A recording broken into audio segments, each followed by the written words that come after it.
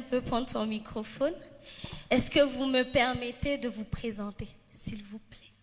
Donnez-moi ces privilèges. Merci. Le premier orateur qui nous a bénis le dimanche, il s'appelle Monsieur Emmanuel, marié à une très, très, très belle femme. Il l'a confirmé même. Il nous a parlé d'être modèle en parole. Et ce que j'ai retenu, c'est que autant tu cherches à être un modèle, autant le mépris ne fera pas partie du vocabulaire de ta... Ok. Alors, d'un autre côté, nous avons Monsieur Stéphane, marié aussi à une femme. Aujourd'hui, dans cette vie, dans le temps et dans l'éternité, il l'a dit.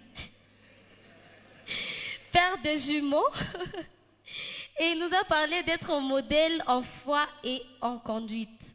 Alors, et non, en foi et en pureté. Voilà. Et Moulifata, que Dieu vous bénisse. Alors, quelque chose qui m'a béni, c'est que il a dit que les problèmes aujourd'hui, il faut pas les... Si j'ai des problèmes, il ne faut pas me demander ce que j'ai fait dans les passés. Vous en comprenez? Donc, ceux qui étaient là comprennent déjà. Donc, même celui qui me demande pourquoi tu es fauché, je lui dis, il ne faut pas voir le passé, regarde le futur.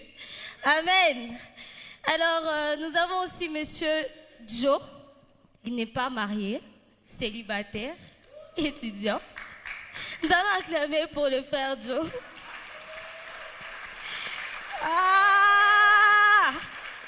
Ok, le frère Joe nous a dit que être modèle en amour, c'est se lever et commencer à aimer. Je me suis levée ce matin et je vous aime. Je vous aime. Amen. Alors nous sommes là parce que nous avons été édifiés. Et il y a beaucoup de questions qui ont été posées. Et nous sommes là parce que Dieu a voulu qu'en ce moment, nous puissions avoir des réponses à toutes ces questions. Sans plus tarder, nous allons commencer. La première question, je l'adresse au frère Joe. Bonjour, muy chaud, donc voici. Alors, il a été posé cette question de la manière suivante. Que faire pour mieux développer son intimité avec Christ, bien que les études semblent être un obstacle? Il y a un système nouveau qui a commencé, les LMD, avec tous les TP, avec tous les travaux, les recherches et tout. Alors, comment insérer Dieu dans notre planning quotidien et développer cette intime personnelle, cette intimité avec Dieu? Merci pour la question. Alors, pour répondre à cette question, j'aimerais commencer par une phrase pour dire à la personne qui l'a posée, c'est que ne cherche pas à prier après avoir tout fait, mais prie avant de tout faire. Okay. Donc, s'il faut vraiment cultiver l'intimité avec Christ dans ce système LM2, bien qu'on s'est dit que tout le temps le passe presque dans la documentation, c'est qu'il faut se donner une discipline de dire d'abord qu'avant de commencer n'importe quelle activité de ma journée, je commence d'abord avec Dieu. Ça va permettre de sorte que toute la journée, si je suis occupé, au moins j'ai déjà été avec le Seigneur. Et ça me permet même de commencer la journée avec une plus grande assurance. Très bien. Et aussi, deuxièmement, j'aimerais dire à cette personne, c'est que les obstacles, nous les aurons toujours. D'ailleurs, plus nous grandissons, plus on est occupé. Et quelquefois, ça devient de plus en plus difficile de prier. Je crois même mes aînés sont là, ils peuvent vous dire encore mieux. Si vous croyez qu'en étant étudiant, vous avez moins de temps de prier, alors sachez que quand vous travaillerez, vous aurez encore moins de temps de prier. Si vous dites que alors que vous êtes célibataire, vous n'avez pas assez de temps de prier, rassurez-vous, quand vous serez marié, ça sera encore plus difficile. Alors... Papa Chavadé le témoigne. Ça sera encore plus difficile. C'est aussi une manière de dire à la personne, c'est qu'il faut savoir mettre du temps de côté pour le Seigneur. Parce que même si la personne me dit qu'elle passe tout le temps dans la recherche, je dirais que ce n'est pas totalement vrai. Parce que je suis très sûr que la personne ne manque pas du temps passé sur WhatsApp. Elle ne manque pas du temps à suivre un film ou une série. Elle ne manque pas du temps à dormir plus de 8 heures le jour. Alors quelquefois, ça demandera un peu de sacrifier un peu de temps de sommeil. Quelquefois, ça demandera à mettre de côté un peu les réseaux sociaux. Mais de toutes les façons, il faudra garder du temps pour le Seigneur. Et même Jésus lui dit, quand vous priez, va dans ta chambre. Donc tu dois réserver un temps durant toute la journée. Nous avons 24 heures. Et donc, ceux qui prient beaucoup n'ont pas 25 heures. Nous avons tous 24 heures. C'est juste que nous devons nous discipliner dans tout ce que nous faisons et savoir garder du temps pour le Seigneur malgré toutes les occupations que nous pourrons avoir. Parce que c'est vrai, il y a le système LMD, mais il y a des milliers de gens qui sont encore beaucoup plus occupés que nous et nous ne pouvons pas nous donner une raison de ne pas passer du temps avec Dieu parce que c'est juste aussi question de discipline et de bien gérer son temps. Merci. Merci beaucoup. Merci. Merci. Je trouve que Papa Stéphane a quelque chose à ajouter, c'est sûr. Vous pouvez renchérir cette réponse? Merci de me donner la parole. Après ce que Joe a dit, je crois que et la personne qui a posé la question et la personne qui n'a pas posé la question, on a en tout cas compris le fond. Je vais simplement dire à cette personne ceci. Je vais peut-être être pratique. C'est cette année que toi tu commences le système LMD, mais moi j'ai étudié dans les systèmes LMD.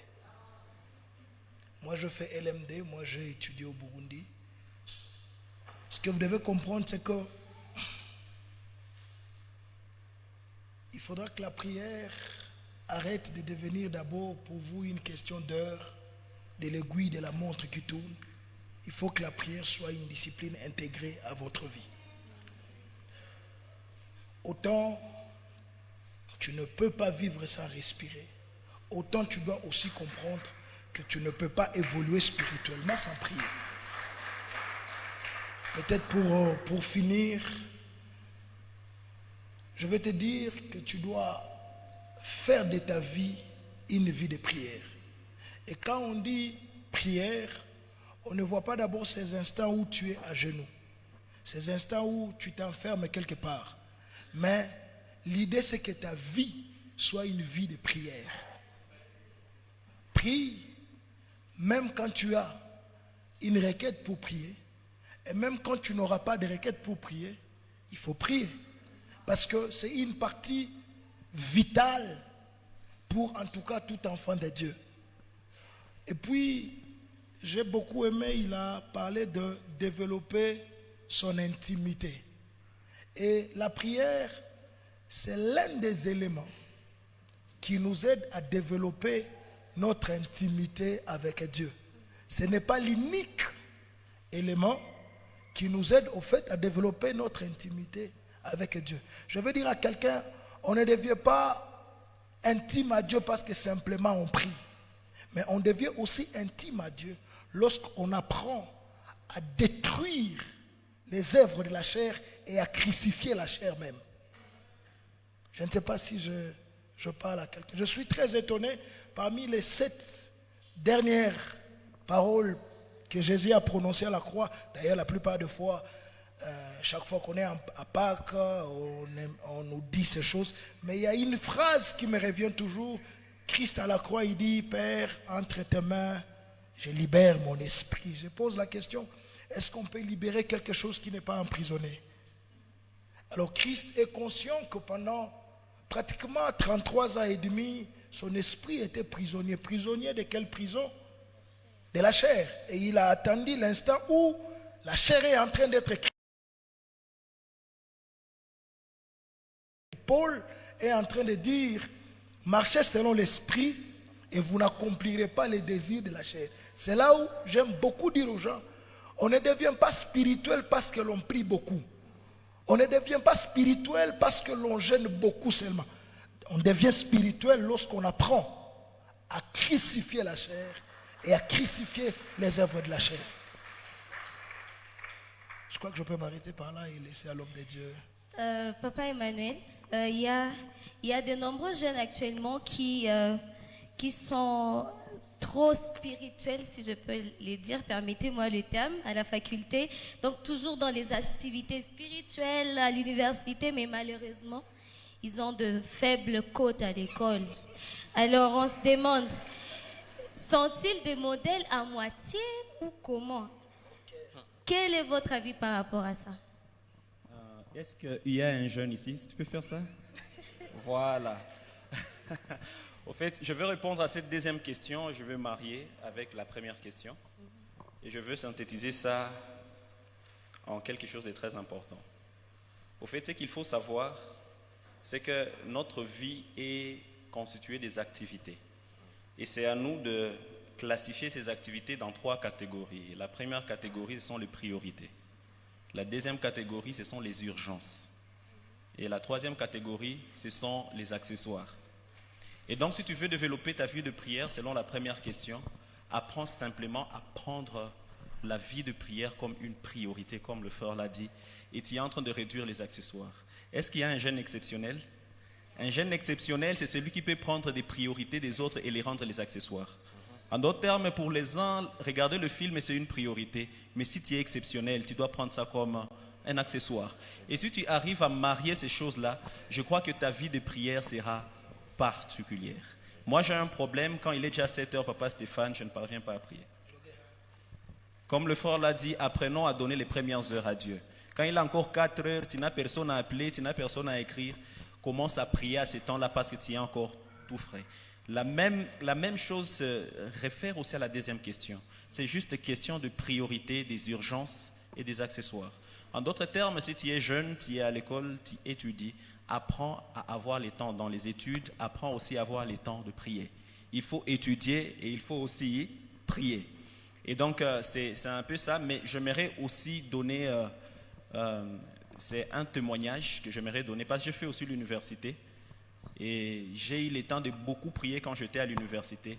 Et ma manière de garder et la spiritualité et les études, je m'étais fait entourer de personnes qui prient beaucoup, mais des personnes aussi qui étudient beaucoup. Il y a l'un de vous qui est parti à l'Arche Benoît. On a étudié avec Benoît, elle était ici. Il y avait Serge Kiri, puis il était aux médias. Il y avait beaucoup de gens de Gomaville, on étudiait ensemble. Mais qu'est-ce qu'on faisait? On étudiait ensemble, mais on priait aussi ensemble. Comme j'étais en train de le dire, pour les enfants de Dieu, le fait d'être ensemble, même quand on est en train de parler, c'est une prière adressée à Dieu. Selon que la Bible le dit dans Malachie 3, le verset 16, ceux qui craignent l'Éternel se parlèrent l'un à l'autre, et l'Éternel fut attentif et il écouta. En d'autres termes, quand nous sommes enfants de Dieu, croyez-moi, quand nous sommes dans la communion fraternelle, même quand on ne prie pas, on va sentir l'atmosphère de la prière. C'est pourquoi je demande aux jeunes, apprenons à avoir des entourages de gens qui craignent Dieu. Apprenons à avoir des entourages de personnes qui ont la crainte de Dieu. Il y a des gens, il n'a pas besoin de te parler de la sanctification. Le fait d'être à côté de lui, tu te sens, je dois me sanctifier. Sans qu'il ne te dise qu'il faut te sanctifier, tu te sens obligé de te sanctifier. Il y a l'un que j'ai vu, on a étudié avec lui, il peut donner ce témoignage-là. Quand on était ensemble, quand tu viens au milieu de nous, tu dois recadrer ce que tu vas dire. Tu dois te recadrer sans qu'on te dise mot. En d'autres termes, ce que j'aimerais nous conseiller en tant que jeunes, nous voulons évoluer dans la vie spirituelle et dans la vie estudiantine. Apprenons simplement à avoir de gens qui craignent Dieu. Si nous n'en avons pas, je sais que tu as cette question-là. Tu n'as pas, dans votre auditoire, il n'y a pas de chrétiens. Il n'y a que de musulmans. Apprends à faire des disciples. Apprends à faire des disciples. Vous savez, la plupart des personnes qui tombent à l'étranger, Papa Stéphane ne peut pas me contredire. Quand tu es à l'étranger et que tu n'évangélises pas, ils finiront par t'évangéliser. Il y a un homme de Dieu qui dit, quand l'église cesse d'évangéliser, alors le monde commence à nous évangéliser. C'est à ce moment-là que tu trouves que même les gens qui commencent à prêcher commencent à devenir des gens qui n'ont jamais connu Jésus. Quand on n'évangélise pas, c'est ce qui arrive. En d'autres termes, si tu trouves qu'il n'y a personne qui croit en Jésus dans ton auditoire, apprends à parler de Jésus. Apprends à faire des disciples. Apprends à créer une atmosphère spirituelle même dans ton auditoire. Je crois que c'est un peu ça, mais j'aimerais aussi augmenter quelque chose. J'aime parler beaucoup de l'intimité. Papa Stéphane, je sais pourquoi il a dit, frère Emma, est-ce que tu peux aussi dire quelque chose? J'aime beaucoup l'intimité avec Dieu. Écoutez, l'intimité avec Dieu, ce n'est pas question des heures, ce n'est pas comme il l'a dit, c'est textuellement ça. Apprenons à faire ce qu'on appelle des prières libres. Alléluia.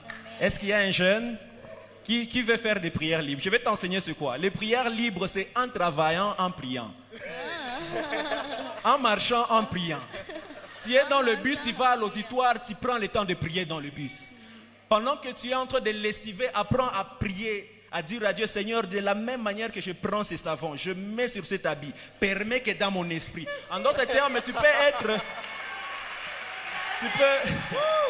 Tu peux être le prédicateur des actions que tu es en train de faire chaque jour. Seigneur, pendant que je suis dans le bus et qu'il est en train d'accélérer à 60 à l'heure, je déclare au nom de Jésus que ma vie spirituelle ne sera jamais dans le ralenti, mais ça va prendre de l'envol. C'est ça le prière libre. Le prière libre, ce sont des prières qui étonnent le diable. Car si tu as les heures de prière, le diable peut te faire des contre-attaques. Quand tu veux prier, il te donne les occupations. C'est pourquoi tu seras en train de remarquer, à chaque fois que tu veux prier, pendant tes heures de prière, il y a quelqu'un qui t'appelle. À chaque fois que tu veux prier, il y a quelqu'un... Léo Maké n'a pas salongo spécial. Seulement les jours où tu as dit que je serai en jeûne. C'est pourquoi faisons des surprises. Le diable, il est étonné. Pendant qu'il est juste à côté, il sent que tu es en train de prier. Tu es en train de prier. Développons des prières libres. Des prières qui ne sont pas programmées. Et j'aimerais dire à quelqu'un que les prières qui ne sont pas programmées, c'est aussi la dimension de l'adoration en esprit et en vérité. Quand Christ est en train de parler à la femme samaritaine lui dit une chose très importante. Il dit, nos pères ont adoré sur cette montagne. Et vous dites qu'il faut aller à Jérusalem pour adorer. Jésus commence d'abord par défendre d'abord sa patrie. Il dit, vous adorez ce que vous ne connaissez pas. Mais nous adorons ce que nous connaissons. Le salut vient des Juifs. Mais il dit, mais le temps vient. Et il est déjà venu. Où les adorateurs adoreront le Père en esprit et en vérité. Qu'est-ce qu'il voulait dire par là? Il voulait briser la mentalité juive. Pourquoi cette mentalité voulait que les Juifs puissent aller à Jérusalem 3 fois par an pour adorer? Et donc il y avait la chronologie, il y avait les temps, il y avait les lieux, il y avait toutes ces choses. Mais Jésus est en train de dire, les temps arrivent et le temps est déjà venu où les vrais adorateurs adoreront le Père en esprit et en vérité. Adorer en esprit, c'est adorer dans la dimension de l'éternité. Je ne planifie pas la prière, mais je prie toujours. C'est pourquoi pendant que nous étions en train de parler, moi j'étais en train de prier. Ok. Le prière libre. Apprenons à faire de prières libres. Même quand tu es dans LMD, pendant que tu es à la 50e page, dis à Dieu, Seigneur, pendant que je suis à la 50e page, permets que ma vie soit shiftée. Que Dieu nous bénisse abondamment. Merci beaucoup, Papa Emmanuel. Cette question vous est adressée, Papa Stéphane. Attends, je voulais un peu revenir sur la question. En fait, je bénis beaucoup le Seigneur pour l'intervention de Papa Emmanuel. Je savais qu'il avait des choses à dire. À un moment donné, il faut reconnaître chacun par son domaine. Alors, en fait, un constat amer est que la plupart des jeunes, à l'université, ils sont tellement zélés, prient beaucoup, au point même qu'on finit par les qualifier de TTS. Très, très spirituel. Heureusement que tu es passé par là. Mais le problème, c'est que lorsqu'on affiche, ça tourne à couvalve. Alors, je voudrais simplement vous dire ceci. Autant on vous apprécie à l'université dans le domaine de prière, dans votre vie de consécration, vous devenez comme un modèle. Mais sachez aussi que vous avez la responsabilité d'être aussi modèle dans le domaine scientifique.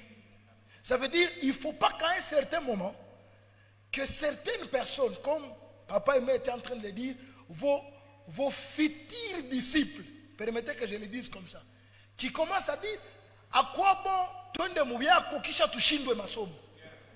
voyez-vous, si nous devons être des modèles, soyons des modèles dans tout. Je crois que quand tu as fini tes études secondaires, tu étais meilleur. Haiko tu sonanza université, unayua Mungu, unakuwa kuombaomba sana, que masomo inakuwa accessoire. On a dit, c'est une question de priorité. Vous devez savoir que ceux qui vous observent, ils vous disent sur base de tout. Soyez modèle en tout, que ce soit à l'université. Je suis tellement étonné que dans nos salles de classe, dans nos auditoires, ce sont des chrétiens qui arrivent toujours en retard. Vous remarquerez, bizarrement, kwenye wana bakamatiani sa examen, na wao napenda ulombe réponse. C'est à partir de l'examen que tu oublies que tu as évangélisé la semaine passée. Tu as amené 4 à 10 personnes au Seigneur. Mais pas l'on a triché. Bizarrement, na sawa na kubana. Usikie kishi auditoire na sema na weye. Et je vais finir en vous disant, en matière de modèle ou en matière d'influence ou en matière d'impact, il y a 3 types de personnes. Il y a des personnes à impact positif. Il y a des personnes à impact négatif. Et il y a des personnes à impact nul. En ce moment-là, tu deviens une personne à impact nul. Tu as été modèle hier. Aujourd'hui dans la salle d'examen, parce que tu as triché. Pourquoi? Parce que tu n'as pas si priorisé certaines choses. Écoute, tu ne vas pas passer toute la nuit en train de prier et tu as un examen demain. Et tu prétends que le Saint-Esprit va venir dans la salle d'examen pour te souffler. Je nous exhorte. Et c'est même ça la notion d'équilibre. Je reconnais que servir Dieu, c'est aussi une passion. Mais la particularité d'une passion, c'est que lorsqu'elle arrive dans ta vie, elle a tendance à tuer l'ancienne passion qu'elle a rencontrée. C'est à toi en tant que chrétien à vivre dans l'équilibre. On est ensemble. Mutusaidie sana tusichambiwe na tusishimangiwe masomo yenu. Mungu akubariki. Wow, est-ce que nous pouvons encore acclamer le Seigneur, s'il vous plaît? Merci beaucoup pour toutes ces réponses. Alors, il y a une 3e question. Je me souviens lorsque on donnait notre vie à Jésus, on commençait à nous dire pas les Sanjo, Shetani, Atanza Kutafuta. Et puis je me souviens un soir, 2 jours avant le baptême, je suis en train de rêver, on est en train de me pourchasser, je me dis, Shetani Oyo. Alors il y a quelqu'un qui a posé la question de savoir, le fait d'être un modèle en foi, Papa Stéphane, ne peut-il pas nous exposer à une aussi grande tentation, malheur ou épreuve comme Job? Ok. Est-ce qu'on peut quand même acclamer pour cette question? Déjà, je vous dirais une chose. C'est que, heureusement, on a dit tentation, épreuve, malheur. Et je vais vous dire que la tentation n'attend pas à ce que nous soyons chrétiens pour qu'elle arrive. Que tu sois chrétien, que tu ne sois pas chrétien, la tentation sera là. Mais ce qu'il faut, il faut différencier, c'est la tentation à l'épreuve. Ok? Et je veux établir cette différence pour qu'au fait tu comprennes. En réalité, quand vous lisez 1 Corinthiens chapitre 10, le verset 12, quelque chose comme ça, 13, la Bible dit, aucune tentation ne vous arrivera. Voilà. Alors je vais dire à quelqu'un ceci. Dieu ne tente pas. Dieu vous met à l'épreuve. Et lorsqu'une épreuve arrive dans votre vie, ce n'est pas pour vous tuer, mais c'est pour révéler le meilleur en vous. Ok? Et sachez ceci. Une tentation, on la fuit. Mais une épreuve, on ne la fuit pas. Ok? Lorsque tu es tenté, tu dois apprendre à dire non. Alors, je reviens à ta question en disant ceci. Ne pensez pas que c'est parce que tu es devenu chrétien que directement tu as commencé à être tenté. La première chose d'abord, c'est qu'à partir du moment où tu deviens chrétien, tu donnes ta vie au Seigneur, tu as eu à prendre une grande décision de ta vie. Et il faut savoir que cette décision devient authentique lorsque elle est soumise à certaines épreuves. J'ai dit, je crois, hier ou avant-hier, écoutez, il faudra que ta foi soit aussi mesurée. Il faudra qu'on sache, est-ce que tu es capable de dire non à certaines sollicitations? Je finis en disant ceci, que tu sois chrétien, que tu donnes ta vie au Seigneur, que tu ne donnes pas ta vie au Seigneur, les tentations seront là. Mais il faut savoir Que ce n'est pas parce que tu es devenu, ce n'est pas parce que les tentations sont là que toi tu vas renoncer à la décision que tu as eu à prendre. Personne ne t'a forcé à recevoir Christ comme Seigneur et Sauveur. C'était une décision personnelle, délibérée. Tu as eu à évaluer la vie que tu menais et la vie que Christ te donnera. Et il n'a jamais dit que ça sera facile. Il n'a jamais dit que ça sera facile. Il a dit que ça sera possible. C'est cette chrétienté de facilité qu'on nous a enseigné, ou qu'on t'a enseigné. C'est ce qui t'a fait comprendre que quand tu pousses loin avec Dieu, forcément tu dois être tenté. Et puis, du reste, pourquoi tu as peur d'être tenté? Alors, avant que vous puissiez répondre à cette question, je voudrais que vous puissiez faire la même chose comme pour la première et la deuxième. Il y a une quatrième qui dit que, et que faire pendant cette génération pour garder sa foi comme Job, mais aujourd'hui avec les réalités du moment différentes de celles du moment de Job. Je ne sais pas si je veux augmenter quelque chose. L'homme de Dieu a presque tout dit. Mais j'aimerais que vous puissiez nous ramener le verset de 1 Corinthiens 10, le verset 13. Il y a quelque chose de très important qui est souligné. 1 Corinthiens 12, 10, le verset 13. Aucune tentation ne vous est survenue qui n'ait été humaine. Et Dieu qui est fidèle ne permettra pas que vous soyez tentés au-delà de vos forces. En d'autres termes, qu'est-ce que cela veut dire? Ça veut dire que, je ne sais pas si tu as la force de Job, mais crois-moi, si tu as la force de Job, tu auras la tentation de Job. Et si tu as la force plus que Job, alors attends-toi à plus que Job. Et donc si Job est ta référence, comme on l'a chanté aujourd'hui, alors tu auras la tentation de Job. Et donc si tu as la force de Job, tu auras la tentation de Job. Si tu as la force plus que Job, alors crois-moi, tu auras une tentation plus que Job. Et une autre chose que j'aimerais nous dire, c'est que, comme l'homme de Dieu l'a dit, lorsque Dieu nous met à l'épreuve, ce n'est pas pour nous tuer, ce n'est pas pour... Mais Pierre est en train d'expliciter cela, il dit, c'est pour que notre foi, qui est plus précieuse que l'or, puisse briller encore davantage. Et donc c'est toujours pour ta foi que Dieu peut te mettre à l'épreuve. Mais ce que j'aime avec la tentation, c'est que lorsque les diables tentent un païen, comme l'homme de Dieu l'a dit, il a dit, et les païens sont tentés et les chrétiens sont tentés. Mais j'aimerais donner la particularité chez les païens, lorsqu'ils sont tentés, c'est pour être détruits. Mais pour nous, les diables nous tentent pour tenter. Et quand tu lis dans la version grecque, quand on parle de la tentation du diable comme les tentateurs, ça veut dire celui qui a la tendance d'essayer avec l'idée qu'il a déjà échoué. En d'autres termes, quand le diable te tente, il sait qu'il a déjà échoué. Crois-moi, il a déjà échoué. Amen. Ça, c'est une chose très importante à connaître. Pour nous, les diables, c'est un lion rugissant, mais la bonne nouvelle, c'est que c'est un lion qui n'a pas de dents. Donc il tente, mais il sait qu'il va échouer. Et croyez-moi, le diable, il est étonné quand il tombe. Pourquoi? Parce qu'il sait qu'il allait échouer. C'est ça, quand il vient, il sait vraiment qu'il allait échouer. Répète un peu ça. Il est étonné. Il est étonné quand il tombe. En d'autres termes, quand on dit que le voleur ne vient que pour voler, Jean 10, pour détruire, là il s'agit des païens. Mais pour nous les chrétiens, ils viennent pour nous tenter. Et ils savent très bien le diable sait très bien qu'il ne va pas réussir. C'est pourquoi à chaque fois que tu es devant la tentation, sache la première chose, que celui qui est en toi est plus grand que celui qui est dans le monde. Et la deuxième chose à savoir, ça se trouve toujours dans le verset, c'est qu'à chaque tentation, il y a toujours une porte de sortie.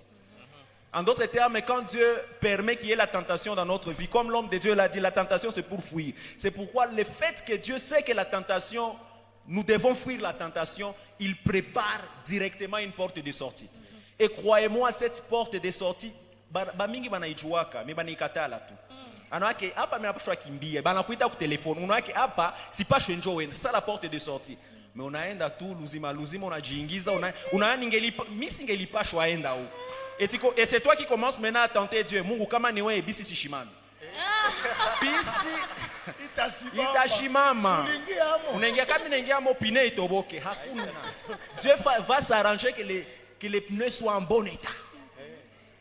Et puis quand tu y arrives, tu dis que mon téléphone s'éteigne. Ah, itazimika. Attends pour 1%, ça va faire 10 minutes en attendant l'appel.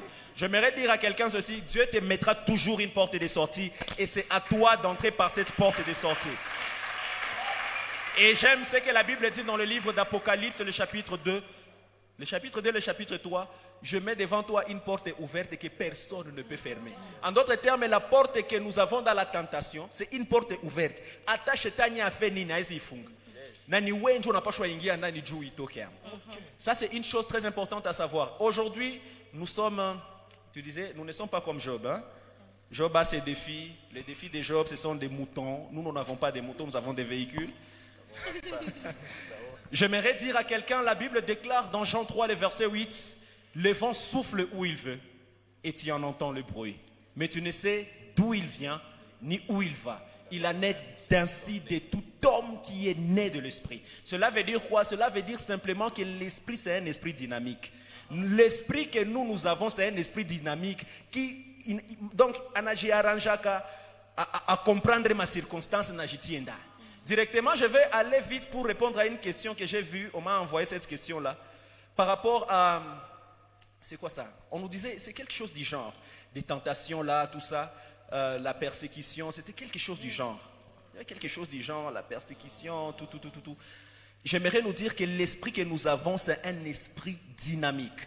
Aujourd'hui, tu peux te dire, je ne saurais pas pardonner, c'est la dernière question, je crois. Je ne saurais pas pardonner, c'est parce que tu n'es pas dans cette circonstance-là. Mais dès que tu seras dans la circonstance, le Saint-Esprit s'adaptera à cette circonstance. C'est pourquoi la Bible déclare ceci, ne prévoyez rien sur ce que vous allez dire. Mais à l'instant où vous serez là, je vous donnerai ma bouche. Cela s'applique même par rapport à tout ce que nous parcourons dans la vie. Aujourd'hui, tu peux dire, nous sommes dans une époque où les choses qui ne sont pas écrites dans la Bible. Même si ce n'est pas écrit dans la Bible déclare que Dieu a écrit sa loi dans notre cœur. En d'autres termes, ce qui n'est pas dans la Bible est dans ton cœur. Et quand tu es enfant de Dieu, tu peux savoir, ici Dieu ne veut pas que je puisse y aller. Et c'est par là où je remarque facilement des gens qui craignent Dieu. Il y a quelqu'un qui était venu me dire, m'a dit, Emmanuel, prends ta Bible. Nionyeshe cigarette. Onesha tumbaku. Niae tumbaku ae. Ukanionyesha tumbaku, kwa wanaandika tu tumbaku. Mimi naacha vuta. Kambia basi, siwe. Hakuna tumbaku. J'aimerais dire à quelqu'un que à chaque fois que quelque chose n'est pas inscrit dans la parole de Dieu, cette chose est inscrite dans notre cœur. Et l'Esprit de Dieu nous donne la capacité de s'adapter par rapport aux circonstances. Dieu m'avait appris ces principes lorsque j'avais lu un livre merveilleux. Cherche ce livre sur Internet. L'église du silence torturée pour le Christ. C'est une église qui a été torturée en Roumanie. Imagine-toi, anakamata mtu anamtia mu congélateur. Anaanza kuwa glace, sasa wanaangalia roho inatapi, inataisha wanamkata na mshofe, anarudia tena mu normal. Et dans ce livre-là, l'auteur il est en train de dire que des fois on torturait quelqu'un le matin et le soir il était déjà devenu vieux. Bana kutortire nikasema akitwa tu ya okokaka. Hatu ya okokaka. Uona kwa tu mafuta tu, lifuta tu, nakosa mafuta directement. Mwingine biko mtosha makucha mais il est toujours ferme dans le Seigneur. Et le Seigneur m'a appris une vérité. Emmanuel, tu peux penser ne pas être à la hauteur de faire ceci, c'est parce que tu n'es pas encore dans cette circonstance. J'aimerais dire à quelqu'un ceci, le Saint-Esprit c'est un esprit dynamique. Lorsque tu es dans la circonstance de pardonner, le Saint-Esprit te donnera la capacité de pardonner. Aujourd'hui, tu peux penser ne pas être capable, mais je ne vais pas te dire va usijaribu Mungu wako lakini donc uko mabitu vinafikaka mu maisha, dès que ça arrive le Saint-Esprit te donne cette capacité et tu ne sauras pas comment tu as pardonné, comment tu as laissé passer ce genre de choses. Merci. Wow. Franchement, vous me laissez sans voix. Heureusement, je ne suis là que pour vous poser des questions. Nous allons passer directement à la question dont vous venez d'évoquer la réponse. Le frère Joe a parlé d'être modèle en amour. Et la plupart des fois, la Bible dit aimer c'est donner. On aime avec les actions. Et je crois que la plupart des fois, ce sont les femmes qui en profitent. Parce que là, ils se disent, ah, tel est copain, il m'a dit, cash, 100 unités, 500 SMS, il est ce ça, coup donner. Alors ici, il y a quelqu'un qui se pose la question de savoir, pour un enfant de Béni, par exemple, qui a connu le massacre, il a vu ses frères, ses sœurs, ses parents être tués et un jour on lui présente le méchant. Alors, pour cet homme-là, quel est le message d'amour le message, la nature du message d'amour spécifique pour cette personne-là? Frère Joe. Wow. Merci pour la question. Alors, je crois mon aîné, mon grand frère ici l'a dit, chaque fois que nous sommes face à une circonstance, l'Esprit de Dieu sait s'adapter et nous en donner la capacité de surmonter la chose. Alors voici ce qui se passe très souvent. Le Saint-Esprit ne nous force à rien. J'aimerais bien le dire, il est comme quelqu'un qui ouvre son entreprise, il vous offre des articles. Et l'Esprit de Dieu, dans son article, il y a l'amour, la bonté, la joie, la maîtrise de soi, et il y a le pardon dans tout ça. Mais aussi longtemps que toi, tu ne sens pas le besoin de cet article, tu ne feras pas la demande. Et donc, l'Esprit en habitant en nous, il nous donne déjà tous ces articles-là. Mais on n'en jouit que lorsqu'on reconnaît d'abord avoir besoin de cela et on demande maintenant son aide par rapport à cela. Et un jour, je suivais un film, c'était intitulé Le chemin du pardon. Un papa qui est parti en vacances avec sa famille et il s'est fait qu'il y a quelqu'un qui a kidnappé sa fille. C'était une fille cadette. Malheureusement, la fille était morte. Alors le père était fâché, au point qu'il était même fâché contre Dieu. Alors Dieu a fait une circonstance pour passer un moment avec lui. Donc Dieu l'a attiré quelque part dans une cabane pour qu'il passe un moment avec Dieu, pour que Dieu commence à lui enseigner des choses. Pour ceux qui ont déjà suivi, je crois que c'est vrai. J'aime une phrase qui est dite dans ces films, c'est que quand le père exprimait sa douleur, la personne qui jouait le rôle de Dieu lui a dit, quand tu regardes les choses avec l'œil de ta douleur, c'est aussi moi que tu perds de vue.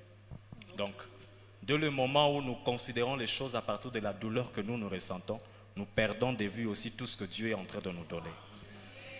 Si je dois dire, qu'est-ce que je dois dire à ces jeunes-là? Je sais que ce n'est pas facile, je ne saurais pas savoir la douleur que la personne a pu ressentir, mais je sais c'est quoi avoir un cœur brisé.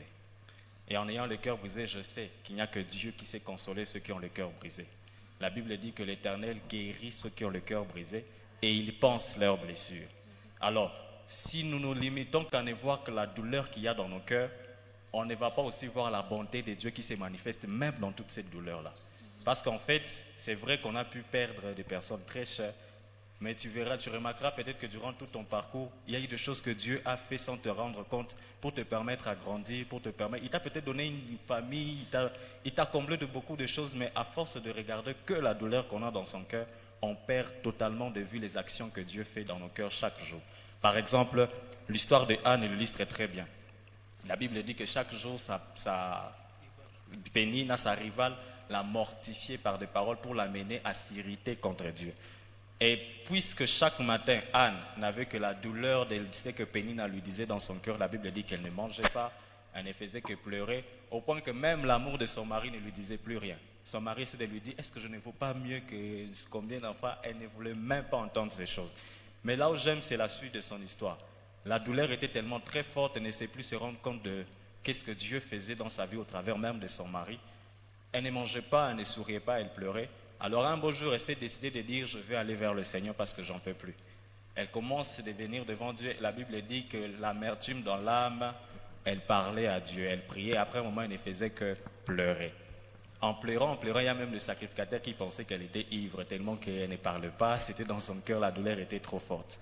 Et j'aime ce qu'elle dit. Elle dit au sacrificateur, elle dit, ne prends pas ta servante pour un ivrogne, mais c'est les tremplins de ma douleur qui m'ont fait parler jusque-là. Alors, le meilleur endroit où on peut déposer toute la douleur qu'il y a dans notre cœur, c'est auprès de Dieu. Parce que si on s'est dit porter ça de nous-mêmes, ça va nous tomber dessus, on ne saura pas supporter. C'est pourquoi Jésus lui-même dit que venez à moi vous tous qui êtes fatigués et chargés et je vous donnerai du repos. Alors ce que j'aime avec Anne, c'est qu'à partir du moment où elle est venue répandre son cœur devant le Seigneur, quand elle s'est levée, la Bible dit que son visage changea. Elle rentra, elle mangea et elle commençait à sourire. Pourquoi ? Parce que tout ce qui rendait son cœur brisé, toute l'amertume est complètement parti. Et j'aime ce que le psalmiste dit, il dit lorsqu'on tourne vers lui les regards, on est rayonnant de joie et le visage ne point couvert de honte. Autre passage encore, il dit, l'Éternel est près de ceux qui ont le cœur brisé et il sauve ceux dont le cœur, ceux dont l'âme est dans l'abattement. Alors, voici ce que le diable veut nous faire croire. Quand on a mal dans nos cœurs, c'est que Dieu nous a laissés. Pourtant, la Bible nous dit que Dieu est là. Donc le simple fait d'avoir le cœur brisé nous rassure que Dieu est près de nous. Mais comme je l'ai dit au début, ce n'est pas parce que Dieu est près de nous qu'il se manifeste forcément. Ce n'est pas un dictateur. Il est près de nous, mais si nous voulons voir sa présence être manifeste, on doit se tourner vers lui pour demander son aide. Et c'est exactement ce que Anne a fait. Vous voyez? Elle avait la douleur, Dieu était toujours là. Dieu a essayé de lui montrer même l'amour au travers de son mari, mais elle ne pouvait pas voir ça. Mais à partir du moment où elle s'est tournée vers le Seigneur, c'est alors que son cœur a vraiment restauré. Elle a pu retrouver des sourires. Donc ce que je peux dire à cette personne, c'est que ce n'est pas facile, mais Dieu est capable de te guérir. Et Dieu est capable de restaurer tout ce que ta douleur a pu prendre, tout ce que cette personne a pu te prendre. Je vais finir par un témoignage. L'année passée, plusieurs le savent, le 2 juin 2021, j'ai perdu mon père. C'était un bon matin, je ne savais même pas. Je me réveille un bon matin, je finis les petits travaux que j'avais. Je reçois un appel. On m'appelle. On me dit, toi, on t'échappe, tu n'écoutes pas. Je dis, bon, j'étais un peu occupé. On me dit, papa est mort. J'ai reconnu la voix, c'était ma soeur. Le numéro était inconnu vu que je ne l'avais pas enregistré dans mon téléphone là. Je regarde, je me dis, apparemment, quelqu'un veut me faire une mauvaise blague là, je ne comprends pas. Il me dit, papa est mort. Je lui demande même, quel papa? Et elle me répond, notre papa. C'est pas possible. Je prends mon téléphone, du coup je me connecte rapidement et je me rends compte que c'était vrai, j'avais besoin que quelqu'un me dise que c'est faux, je tente de faire un rêve et puis je veux me réveiller. Malheureusement c'était pas faux, c'était vrai. Alors qu'est-ce qui s'est passé? Je peux vous rassurer, ça a été l'un des moments les plus difficiles de ma vie. Au point qu'à un moment donné, je ne savais plus si je dois prier, je ne savais plus si je dois lire la Bible, je ne savais plus si je dois chercher Dieu. Parce qu'il y avait un moment, d'abord toi-même tu as la douleur, tu regardes des choses qui se passent en famille, tu te dis finalement où est-ce que tout ça va partir. Et pendant ces moments-là, j'ai passé quelques jours, j'avais vraiment du mal à prier. Mais voici deux choses qui m'ont aidé. Premièrement, juste quand j'ai appris la nouvelle, je ne suis pas allé gauche-droite. Quand je me suis connecté, j'ai confirmé que c'était vrai. Je me suis déconnecté, je suis resté dans ma chambre. Je commençais à prier. J'ai dit, Seigneur, pourquoi? Qu'est-ce que tu veux m'apprendre maintenant? Il n'y a pas longtemps, je te priais même que mon père vive longtemps. Et aujourd'hui, on me dit qu'il est mort. Qu'est-ce que tu veux me faire comprendre finalement? Et j'aime du coup, une phrase vient dans mon cœur, dit, t'inquiète pas, je suis au contrôle. J'arrête d'abord de prier, j'ai dit, tiens, j'ai dit, Seigneur, je n'ai pas besoin de ça. Dis-moi que papa n'est pas mort, c'est une blague. Je prie. Ça se répète encore, ne t'inquiète pas, je suis au contrôle. Ça n'a pas. Je prie encore, à un moment, les larmes voulaient couler et ça s'est répété la troisième fois, je ne sais pas par quel moyen. Du coup, les larmes qui quittaient, ça séchait. La douleur qu'ils pouvaient sentir a d'abord stoppé. Je suis réveillé du lit et dit, bon, ok, c'est arrivé, qu'est-ce que je dois faire? Je suis sorti de ma chambre. Ceux qui étaient venus les jours-là, ils m'ont retrouvé. Moi-même, je me demandais, Joe, est-ce que tu es encore normal? Ton père vient de mourir et tu es là en train de faire rire les gens qui sont autour de toi. Qu'est-ce qui se passe dans ta tête? Je dois être honnête avec vous, ces jours-là, c'est ce que j'ai compris, que Dieu sait consoler les cœurs. Mais ça ne s'est pas limité là. Après les événements, les problèmes ont commencé comme d'habitude en Afrique. Quand papa meurt, ce sont les problèmes qui s'invitent à la fête. D'un côté, les familiers qui commencent à créer des problèmes. De l'autre côté, le fait que le responsable numéro 1 est parti, ça crée des problèmes. Il y avait beaucoup de problèmes. Et je me souviens, un jour, je suis venu, j'ai pleuré. Quand j'étais avec la famille, ça allait. Quand je suis revenu ici, parce que toute la famille n'est pas là, c'est là que j'ai ressenti maintenant le vide et la douleur. Je suis resté dans ma chambre, je vous assure, je ne priais pas. Chaque fois que je venais devant Dieu, je ne faisais que pleurer. J'ai dit, Seigneur, qu'est-ce que tu m'as fait? Est-ce que ça va aller? Mais bon, on est allé. Et je dois être honnête aussi, pendant ces moments-là, j'étais honnête devant Dieu. Et je me souviens de cette prière que j'avais déjà dit, Seigneur, si tu ne fais rien, franchement, tu me perds. Je ne serai plus ton enfant et je vais perdre la foi. Sincèrement, parce que c'était arrivé à un niveau très douloureux. Et aussi, j'ai demandé à quelques frères et sœurs, c'est pourquoi on a dit, il est important de s'entourer des personnes qui craignent Dieu, qui peuvent vous soutenir. Je me suis dit, mes frères, si vous ne faites rien ici, c'est fini pour moi, soutenez-moi dans la prière. Et Dieu merci, les gens ont aidé. Et il y a aussi, dernière chose, et je vais finir par là, il y a une phrase qui m'a beaucoup aidé, et j'aime même le répéter pour ceux qui voient mon statut, j'aime bien le mettre. Cette phrase dit, tant que le cœur bat, l'histoire continue. Et donc, papa est mort, mais mon cœur continue à battre, Dieu est vivant, et je sais que l'histoire continue encore. Merci. Est-ce que nous pouvons faire plus que ça, s'il vous plaît? Wow! C'est vraiment un témoignage très touchant. Et je suis bénie par ta sincérité, frère Joe.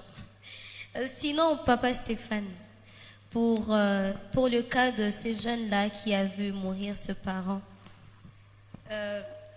quelle voie doit-il emboîter? Il doit pardonner ou alors il doit lutter pour faire revenir la justice pour son cas dans son pays ou dans sa famille et tout. Quelle voie doit-il suivre? Merci beaucoup. Je bénis beaucoup le Seigneur pour le frère Joe. Je vais être bref. Ce que j'aime le plus, que lorsqu'on est chrétien, je pense que le seul message que moi je peux donner à ces jeunes hommes, c'est le message du pardon. De pardon. Parce que ce que nous appelons justice réparatrice, pour dire vrai, ça ne ramènera pas tes parents. Ça ne ramènera pas ta soeur ou ton frère qui a été tué. Le mieux, c'est de pardonner. La Bible dit, le pardon, c'est une force qui libère. Et la plupart des fois, on ne sait pas qui est en tout cas le prisonnier qui doit être libéré par ce pardon. En réalité, le prisonnier, c'est toi. Ce n'est pas la personne qui t'a offensé, ce n'est pas la personne qui t'a fait mal. Écoutez, plus tu n'arrives pas à pardonner, et ça peut-être je vais le dire à tout le monde, peut-être tu t'es retrouvé dans une situation similaire, quelqu'un t'a fait du mal, il passe, mais tu te rendras compte qu'à chaque fois qu'il passe, tu as comme l'impression que c'est à l'immédiat, c'est à l'instant là qu'il vient de te faire mal. En réalité, c'est toi le prisonnier. Et lorsque tu accordes le pardon, tu te libères. Une autre chose que je veux dire, c'est que à partir du moment où il décide de ne pas pardonner et s'engager dans la voie de la lutte, d'une manière ou d'une autre, il est en train de chercher à se venger. Pourtant, la Bible dit, la vengeance appartient à Dieu. Laisse Dieu lui-même s'occuper du reste. Pardonner, c'est le plus grand message qu'on peut donner. C'est vrai que pardonner n'est pas facile, mais le Saint-Esprit, Dieu lui-même, comme le disaient les hommes de Dieu, t'aidera à surmonter et à surmonter cela. On est chrétien et le pardon, c'est l'un des grands messages que nous pouvons transmettre ou nous pouvons donner à tous ceux qui se retrouvent dans des situations similaires. Merci beaucoup.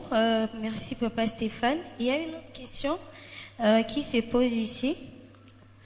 Alors, Papa Emmanuel, que dire face au courant actuel de personnes s'appelant influenceurs?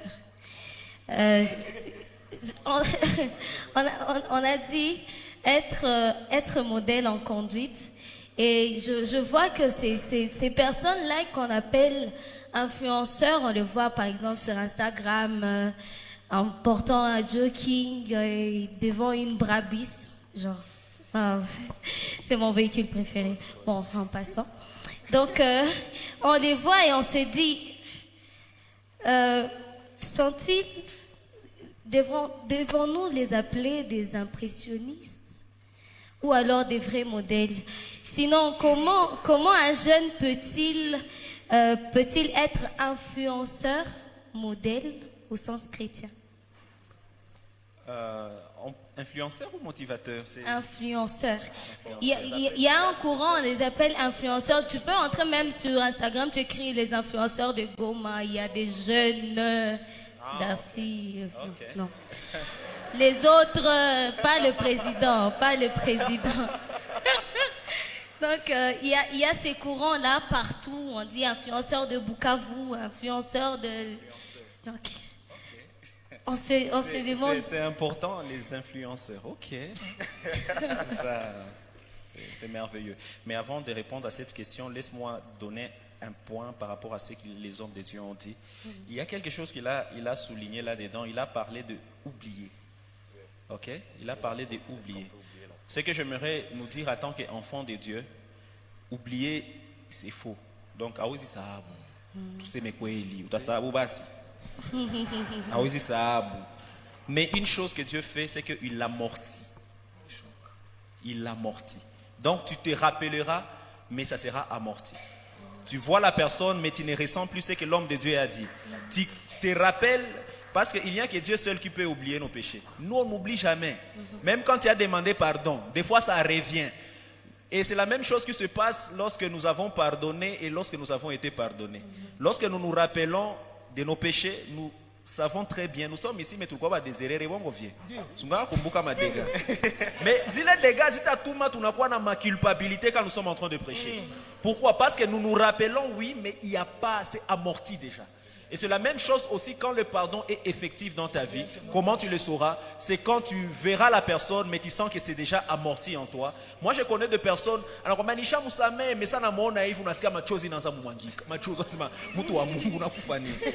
d'autres termes, ce que nous devons demander à Dieu, c'est que Dieu puisse amortir cela. Pourquoi? Parce que ce n'est pas la personne. Vous savez, il est trop facile de demander pardon, mais il est trop difficile de pardonner. Parce que pardonner demande beaucoup de choses. La première chose, c'est cette confession. La deuxième chose, c'est amortir cela en nous. Pourquoi? Parce que nous pouvons le dire de notre bouche, mais dans notre cœur, nous sommes encore des personnes très blessées. Et donc, il y a ce point-là. Et une autre chose que j'aimerais nous dire, c'est que dans 1 Thessaloniciens plutôt, 4, le verset 9, la Bible dit, en ce qui concerne l'amour, vous n'avez pas besoin qu'on vous enseigne sur ce point-là. Ça, c'est le domaine de Dieu. Amen, hein? En ce qui concerne l'amour là, c'est le domaine de Dieu. On peut vous enseigner, oui, mais mettre l'amour là dans nous, ça, ce n'est pas le domaine de l'homme. C'est pourquoi la Bible déclare dans Romains 5, le verset 5, que l'espérance ne trompe pas, car l'Esprit lui-même déverse dans notre cœur l'amour de Dieu. Et cet amour de Dieu, c'est cet amour qui peut nous amener à pardonner même de personnes qui nous ont fait autant de mal. C'est pourquoi nous revenons encore à l'intimité. Donc, nous revenons encore à l'intimité. Donc, si tu veux avoir cette capacité-là de pardonner, sois quelqu'un, comme l'homme de Dieu l'a dit, sois quelqu'un qui s'approche vraiment de Dieu. Car le Saint-Esprit lui-même déverse dans notre cœur l'amour nécessaire pour pardonner les gens qui nous ont fait du mal. Et partant à la question, les influenceurs. Ah, waouh, j'ai envie d'être en bikini. C'est bikini, c'est quoi? C'est jogging, manini. C'est ça je vois souvent ça, mais j'aime un influenceur qui s'appelle Jacques Boukassa. Comment il s'appelle? Zach. J'aime Zach. Zach, c'est un chrétien. Vous savez ça? C'est un chrétien. C'est un homme de Dieu. Bien que c'est un boxeur, mais c'est un homme de Dieu. C'est un homme de Dieu. Moi, j'aime le suivre. Pourquoi? Parce que tout ce qu'il dit là, bon, quand même ça va. Quand même ça va. Mais ce que j'aimerais nous dire, ma soeur, c'est arriver à dire comme Jésus. Il y a un président qui a pris cela. Si vous ne croyez pas à mes paroles, croyez donc à mes œuvres. Et donc, si tu es chrétien, tu veux être influenceur, apprends à parler plus par tes actes que par tes paroles. Pourquoi? Parce que les sauts que mènent nos paroles peuvent être effacés comme le crayon à l'école. Mais ce que nos actes donnent comme parole, ce sont des choses qui sont imprimées. À tel point que lorsque tu gagnes quelqu'un par ta conduite, cette personne peut demeurer à l'église. Mais si tu l'as gagné par tes paroles, ta conduite peut faire fuir cette personne à l'église. En d'autres termes, ce que j'aimerais dire, nous pouvons être des influenceurs chrétiens. Mais le plus grand problème, c'est quoi, chère sœur? C'est que les influenceurs, comme il l'a dit, la plupart des influenceurs, ce sont des impressionnistes. Tu vois quelqu'un se mettre derrière quelque chose qui ne lui appartient pas. Nous, en tant qu'enfants de Dieu, nous devons être véridiques même par ce que nous sommes en train de poster. Nakwasa kaka umoa hivi banampatia aparke gari ya batu. Tipa nengia mubarabara na boro ya batu selfie anaanza publier boro yangu mimi naingiza coupe. Et il peut influencer, mais le problème c'est qu'il influence dans le mensonge. En d'autres termes, nous devons être des chrétiens, c'est vrai, nous devons être des influenceurs, mais soyons des influenceurs plus par notre conduite, par ce que nous produisons. Moi, je suis entrepreneur, mais je ne suis pas trop dans des forums, tout ça, parce que je sais que par exemple, je donne un exemple. Il y a des gens qui viennent nous dire, moi j'avais commencé avec $10. Léo Nico milliardaire. $10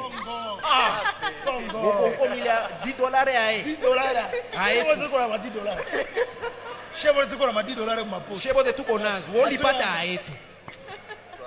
Et moi aussi, je donne le témoignage, mais moi je donne le même témoignage comme un chrétien. Moi j'avais commencé avec $55. Pas $10. Pas $10. Na 55 ça ne va pas. Mais les $55, oui, les $55, je dois vous dire la vérité. J'ai eu les $55, j'ai commencé et les œuvres ont parlé pour que les bailleurs viennent. Amen. Ok. Après tuambia c'est non, ulikuwa tuna telefone kisha pa unakuwa tuambie makope zolipiga. Par exemple, là-bas, Bill Gates, il avait commencé avec les idées. Les idées, mais sa famille était millionnaire. Hein? Analeta maide, la famille, inatia mukono.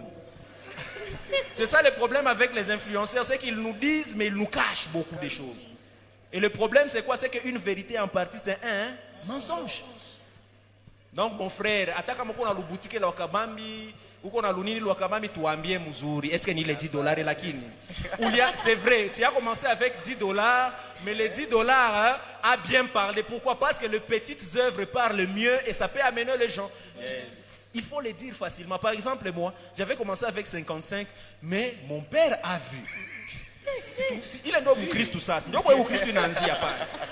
Mon père a vu, mon père a compris et mon père m'a financé. Si vile basi. Usende patia watoto wa masikini wa watu mawazo waseme mu.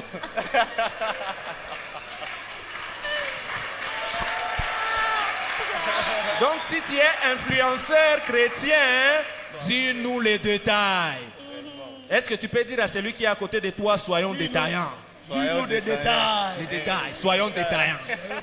C'est ça le problème. Moi, je connais les choses des influenceurs, je connais les choses des motivateurs. C'est qu'ils nous disent des choses, mais ils nous cachent les détails. Que Benenda fa porti porta Dubaï. Je vais voir la Tuficha cabine. Vous avez compris déjà. Donc vous nous cachez, vous nous cachez, vous nous cachez. Ne nous cachez rien. Quand on est chrétien, on doit être véridique. En d'autres termes, tu me dis, oui, j'avais commencé avec $100, mais avec tout les $100, après parler, Mwaka saidia, akagusa mioyo sa batu ba conférence anasema wendo taubiri. Wenjo taubiri, papa nilikuwa nina ma retraite. Unakumbuka? Nina retraite mina ta pourquoi? Parce qu'il y a des portes qui s'ouvrent, mais ce sont des portes qui peuvent fermer d'autres portes. Et donc tu dois te rassurer quand une porte s'ouvre que zengine zifunguliwe. C'est pourquoi à chaque chose, que ce soit dans le ministère, vous savez quoi Melchisedec? Il n'y a pas de Melchisedec. Oh non, sans père, sans mère. Non. Même dans le ministère, ata mouchan, papa Patrick Civil, ata moukuimba, kuna watu mtu akukupiga kapase kamoya hivi, il faut le dire. Si tu es influenceur, tu ambia seno ulikuwa imba mshambre kisha ukakuwa mai kalambai. Bon. Kuko mutu kuko. Si tu nous dis qu'il y a quelqu'un, alors là, ça sera une très bonne influence, n'est-ce pas, Alice? Il y a quand même un mahajab. Il y a quand même un mahajab.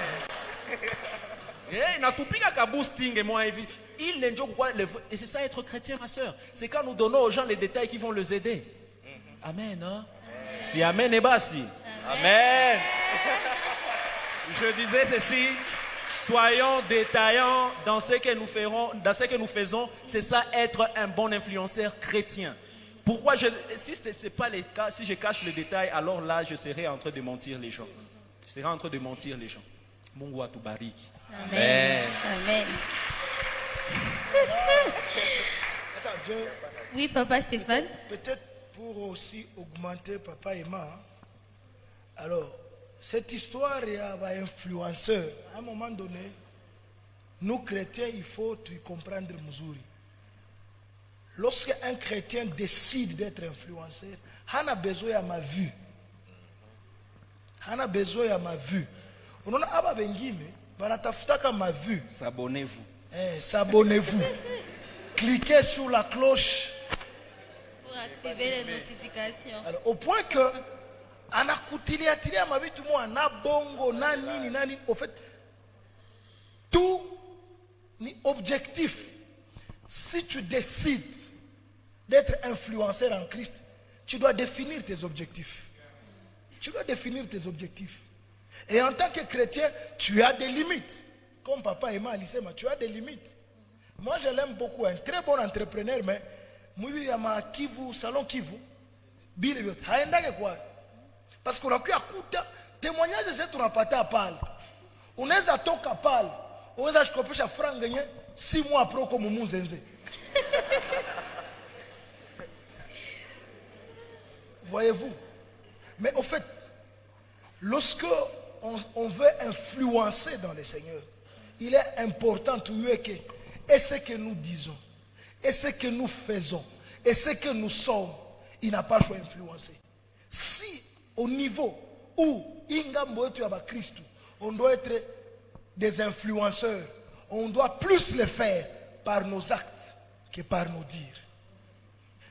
À la différence des autres, ils sont des influenceurs, mais qui ont ni kumasemi yabo. Mais dans leur dire, hakuna kitu.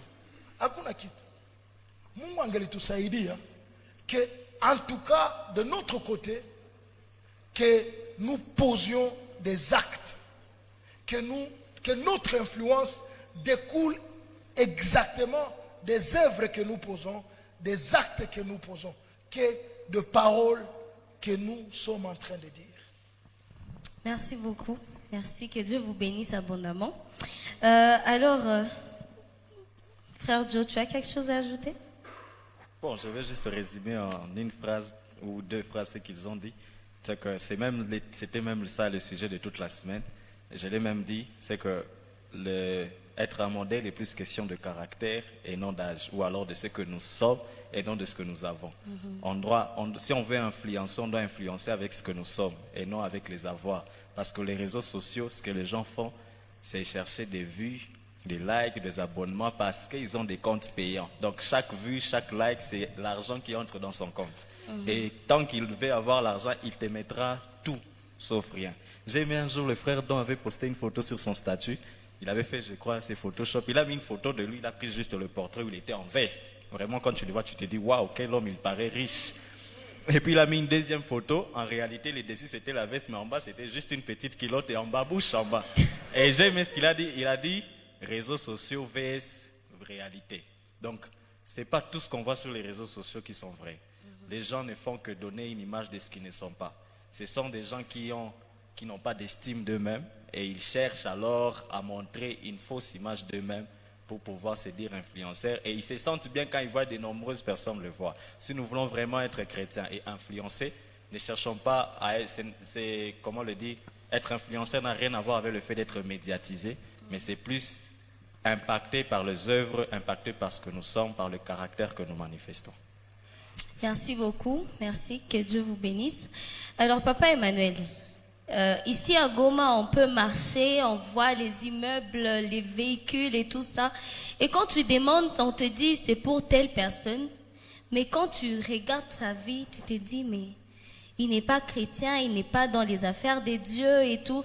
Tu vois des grandes boutiques qui appartiennent à des gens qui peut-être sont dans des forces occultes et tout. Alors on se dit mais il y a des choses que les mondes semblent nous donner et on se dit que ce sont les méchants qui prospèrent. Alors, on peut se demander pourquoi être chrétien, pourquoi rester chrétien, alors que les méchants sont en train d'avancer. Ils semblent pouvoir avancer dans leur vie, mais nous sommes là, chaque jour on prie pour les chômeurs, c'est 90% des chrétiens, alors que les gens qui ne sont pas chrétiens sont en train de prospérer. Alors, Papa Emmanuel, pourquoi devrais-je rester chrétien? J'avais aussi la même question il y a quelques années. Papa Stéphane, il le sait, c'est pourquoi il rit. Tout à foutre maïcha. Maïcha. Il y a des choses qu'il faut comprendre en tant que chrétien. La première chose, il faut comprendre, la plupart des personnes qui ont ce genre d'idées, je ne dis pas ça arrive à tout le monde, parce qu'il y a ce qu'on appelle la maladie de la trentaine. Aujourd'hui, nous ressemblons être le même, mais quand on aura 30 ans, il y aura déjà des gens qui sont mariés, tes amis mariés, les autres pilotes, et toi tu feras toujours le pied. Il y a une maladie à cette période-là. C'est souvent à cette... Je ne sais pas la personne qui a posé cette question, peut-être la personne a déjà 30 ans. Parce qu'à 30 ans, il y a toujours cette maladie-là qui revient. Je ne sais pas, je nous rappelle à ce temps-là, d'autres on a piga maisha manaki, on a angalia uduma maisha, on a gumbanisha maisha. J'aimerais dire à quelqu'un ceci, nous ne recevons pas Christ pour être riches. Le plus grand problème, c'est qu'on nous a présenté un faux évangile. Et c'est ce qu'on appelle l'évangile de la prospérité. Pendaye suta olewa, pendaye suta patakazi. Qui t'a dit ça? Est-ce que Jésus vraiment, le roi de gloire, peut abandonner tout le ciel, venir mourir à la croix, tout patakazi kweli? J'aimerais dire à quelqu'un qu'avant Jésus, il y avait de mariage. Avant Jésus, il y avait de travail. Avant Jésus, il y avait des millionnaires. Avant Jésus, il y avait des influences. Il y avait. En d'autres termes, nous devons différencier les deux choses. Être chrétien et être prospère. C'est vrai, Dieu souhaite que nous puissions prospérer, mais nous devons travailler. Dieu a mis de principes. Il a mis de principes. Papa Stéphane, il est ici, il te prêche, mais demain, il est ingénieur. na napata za kidogo wapeti wanapata damaze kupale. Mimi niko hapa sasa hivi napaswa piga ma voyage manini pour chercher l'argent. Donc différencions les deux choses. Ça c'est la chose la plus importante. Différencions les deux choses d'abord, la vie chrétienne et l'argent. Pourquoi? Parce qu'avant Jésus, il y avait des païens qui avaient l'argent. Après Jésus, il y en aura toujours. Mais aujourd'hui, le problème, c'est quoi? C'est qu'on nous présente un mauvais Jésus. Au début de l'église, quand on présentait Jésus, c'était pour mourir. Aujourd'hui, on nous présente Jésus pour être millionnaire. Qui t'a dit que si tu reçois Jésus, tu seras millionnaire? Alléluia. Amen. Il y a des gens qui vont mourir ici, je prophétise, sans être millionnaire. Amen. Ndio basi tudanganya nejua nini? Amen. Ni kweli. Sitaki badanganya mko batakufa na habata pata na muta patata $50,000. Kuko batakufa. Pourquoi? Parce que Dieu c'est Dieu qui donne aux uns et c'est Dieu qui prive aux autres. Il y a des païens Lazare, il y a des chrétiens Lazare. Tu es chrétien, tu n'as rien mais tu es Lazare, mbinguni utaingia mais maki kwanza. Et une autre chose que nous devons savoir, c'est que nous devons travailler en tant qu'enfants de Dieu. Le problème avec nous, les jeunes serviteurs, c'est que tunapenda bakia kukanisa unabakia kukanisa ndio unakutana na frere wanakuwa ba dimanche wanao. Kazi yako ndio si pasteur atwa tutrubla kazi shika zetu ni maveste tu.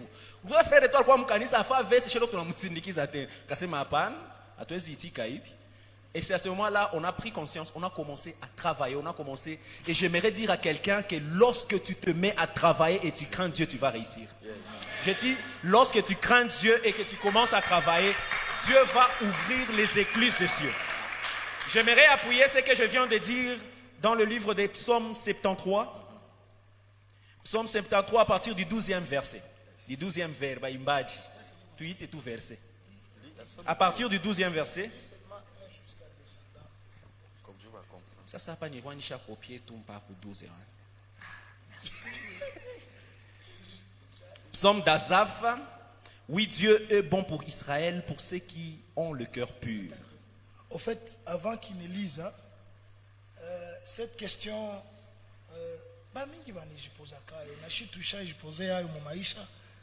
ça nous est arrivé aussi. Et je pense que on a pita, on a tamani mali ya batu. Kisha unasema se wewe uko na Mungu, jua nini Mungu anakuacha mui niveau, huyu hana Mungu mais lakini ana prospéré. Ça nous est arrivé. Avant peut-être que papa Eman lise le verset. Moi je voulais seulement que aisome tout kisha wewe peko utajisikilia kisha utaconclure na bileshia pale. Psaume 73. Alors, je veux partager un petit témoignage. On a évolué tous ensemble. Je sais quoi tunaomba sana. C'est important de signaler. Il est là, il y a 7 jours la semaine. Mais maintenant, c'est 5 jours, tu n'as pas moins. Na usiku na mchana. Nilikuwa sa vile kaikiri. En tout cas, kuomba kabisa, tukua tunaomba grave. À un moment donné, tu as quand même réfléchir. Comme il a dit là, la maladie de la trentaine, il a tout pigue. Tukasema hivi vitu tukiendelea hivi iko soko vitu mwa vitu tunarate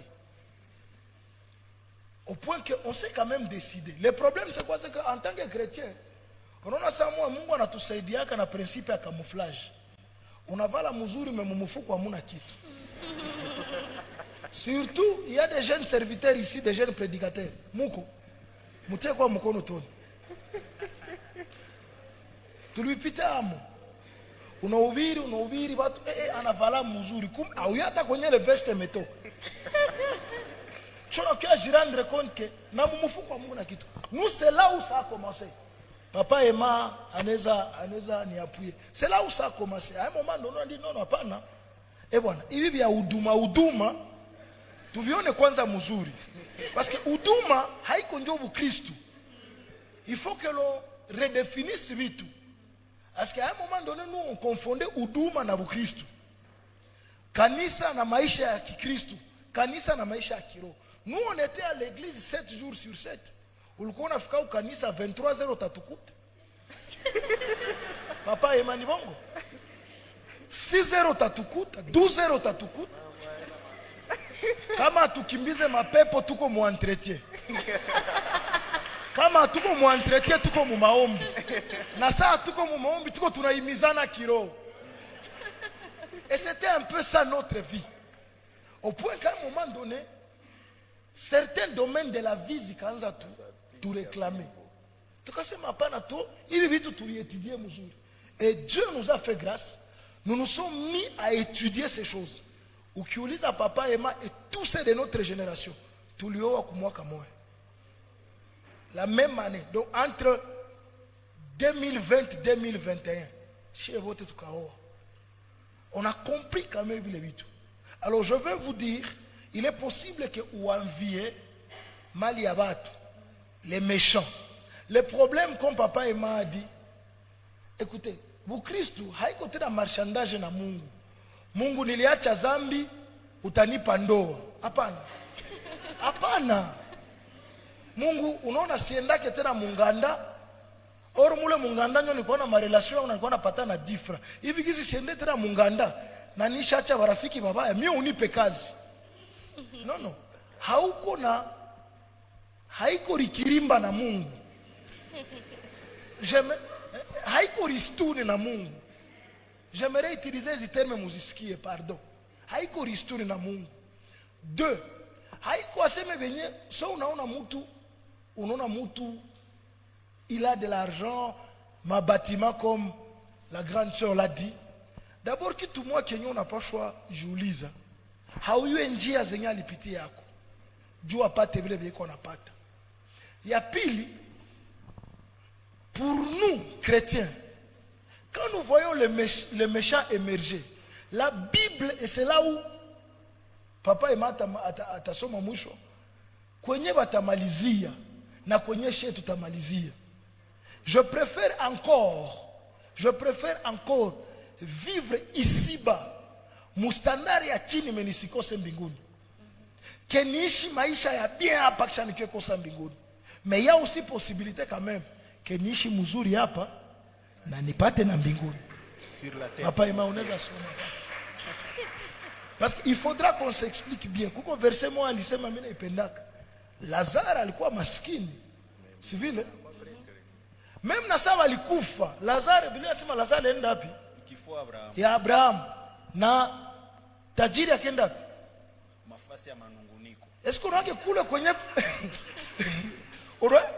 unaona kule kwa mafasi ya manunguniko kwa aliendako.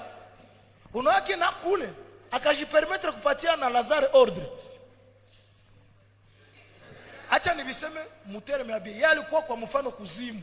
Lazaro yuko mbinguni. Mewa kuzimu akaambia Lazaro, akatuma na Lazaro. Hata huko mbinguni ndakutuma tu.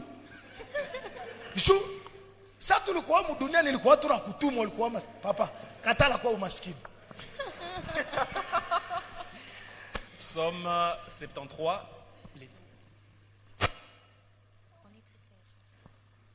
Psaume 73, le premier vers, la Bible déclare, psaume d'Azaph. Oui, Dieu est bon pour Israël, pour ceux qui ont le cœur pur.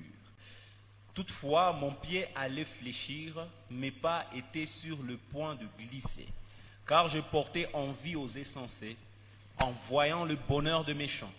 Rien ne les tourmentait jusqu'à leur mort, et leur corps est chargé d'abonpoint. Ah!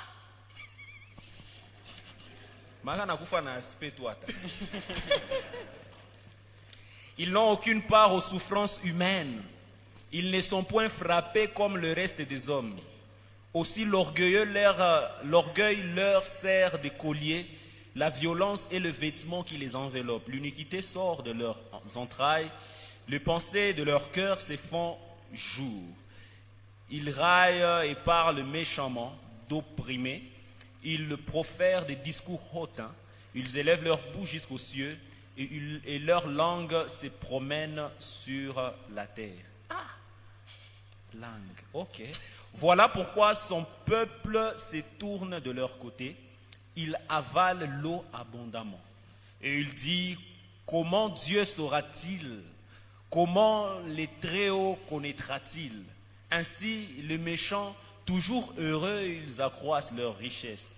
C'est donc en vain que je purifiais mon cœur et que je lavais mes mains dans l'innocence. Chaque jour, je suis frappé Tous les matins, mon châtiment est là. Si je disais, c'est ce que j'aime beaucoup Ça, plus. j'aime. Si je disais, je veux parler comme eux, voici, je trahirai la race de tes enfants. Je continue. Quand je réfléchis là-dessus pour m'éclairer, la difficulté fut grande à mes yeux. Jusqu'à ce que j'eusse pénétré dans le sanctuaire de Dieu et que j'eusse pris garde au sort final de mes chants. Oui, tu le places sur le voie glissante, tu le fais tomber et mets en ruine. Et quoi, à un instant, le voilà détruit. Ils sont enlevés, anéantis par une fin soudaine. On peut s'arrêter par là. Au fait, ce que moi je voulais augmenter par rapport à ça, c'est qu'à chaque fois qu'on se posera des questions, on sera dans la confusion, jusqu'à ce qu'on aille dans la présence de Dieu. En d'autres termes, lorsqu'on aura la vue humaine, nous aurons toujours des confusions, jusqu'à ce que nous puissions voir comme Dieu voit le méchant. Alors on ne désirera jamais de personnes qui ne sont pas en Christ, mais qui prospèrent. Quand on a la vue de Dieu, on ne les désirera jamais. Mais lorsqu'on a la vue des hommes, c'est normal. Même moi aussi j'avais ce genre de questions, jusqu'à ce que... Mais ce que j'aimerais simplement nous conseiller, chers hommes de Dieu, servants de Dieu, enfants de Dieu qui sont ici, apprenons à travailler. Quand tu vas travailler, Dieu permettra au moins que hautakosa ya kukula, hautakosa ya kuvala na kwa kutia kichwa fasi ya kulala. Et donc c'est un peu ça, que Dieu nous bénisse. Merci beaucoup, serviteurs de Dieu. Nous pouvons acclamer le Seigneur. Plus fort que ça, j'ai dit qu'on acclamait pour le Seigneur. Alléluia. Alors, nous sommes à la fin de ces panels. Pour conclure le message que vous avez apporté au peuple de Dieu pendant toute cette semaine, par rapport à la parole, à la conduite, à la pureté, qu'est-ce que vous pouvez dire comme conclusion? En peu de mots, oui. Chacun va dire sa conclusion et puis nous allons... Moi, je n'ai pas beaucoup de choses à dire. Il y a quelqu'un qui m'a dit quelque chose hier. J'aimerais répéter la même chose ici. J'étais en train d'enseigner, moi et ma femme, et la personne a dit, ce que vous dites est pratique, mais jusque-là, ce n'est pas pragmatique. Et c'est ce que j'aimerais nous dire aussi. Tout ce que nous vous disons est pratique. Mais pour arriver à la dimension pragmatique, à la dimension de vivre ça dans votre vie, c'est à vous là-bas. Nous, on a fait notre part, on vous a donné les principes de base, on vous a donné tout ce qu'on devait vous donner. Et c'est à vous maintenant de mettre la parole en pratique. Et ma prière aujourd'hui, c'est que Dieu puisse t'amener à la dimension de mettre cette parole en pratique. Car il est écrit, c'est lui qui crée en nous le vouloir et le faire. En d'autres termes, que Dieu puisse te capaciter à mettre en pratique la parole que tu as entendue en ces lieux. Et que ta terre soit une terre vraiment fertile. Une terre qui produit en abondance de fruits par rapport à la parole écoutée. C'est ça ma prière pour nous tous aujourd'hui. Que Dieu vous bénisse. Amen. Amen. Amen. Frère Joe. Pour conclure, je vais répéter quelque chose que je dis au courant de la semaine. Exposer pour manifester. Tout ce que je veux nous demander, c'est que tous ces enseignements, il faut que nous apprenions à nous exposer à Dieu afin de recevoir de lui toutes les ressources nécessaires pour être pragmatique dans ce que l'on a appris. Et donc, chaque jour, si tu veux apprendre à être modèle dans la société, partout où tu passes, apprends à t'exposer à Dieu pour finalement manifester la vie de Dieu autour de toi. Que Dieu nous bénisse. Amen. Amen. Papa Stéphane. Toi qui as été avec nous tout au long de cette semaine, je prie que le Seigneur te bénisse. Amen. Et qu'il te donne la force de mettre en application tout ce qui a été dit. De sorte qu'il y ait un avant cette semaine et un après cette semaine dans ta vie. Que Dieu te bénisse. Amen. Nous pouvons nous mettre debout. Est-ce qu'on peut encore encourager les orateurs? Plus que ça, encore